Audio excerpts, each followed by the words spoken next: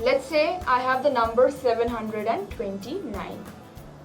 First of all, you look at the digit at the units place. It's ending with 9. Now think about 9. Where does 9 appear in a square number? 3 into 3 is 9. So if a number is ending with 3, then the square will end with 9. Or else, if this number is ending with 7, 7 into 7 is 49. So any number that's ending with 7 will definitely end its square value in 9. So you're very confident that your number is going to end with 3 or 7. Okay, now you look at 729. Now I'm not going to go back to the table where I have listed out all the values. I have to think. 729, 700 I'm talking about. So which hundredth numbers can be my nearest square number? I want to find the nearest square number to 729. You know, 2 square is 4. So 20 square is 400, correct? And 30 square is 900. So it is very clear to me that 729 does lie between 400 and 900. So you just do 400 is the square of 20, 900 is the square of 30.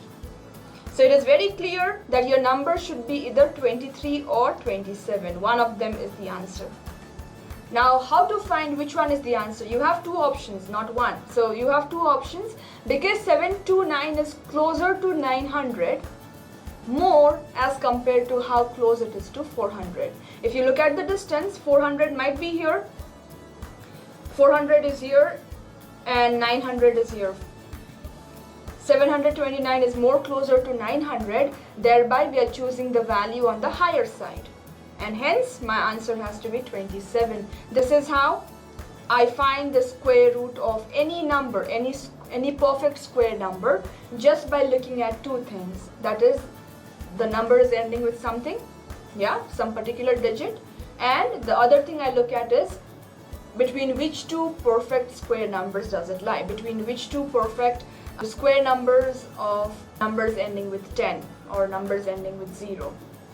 So knowing this can be very helpful, and this is the technique of finding the square root. There you can have a look, you can try for many questions and see if you can get the answer or not.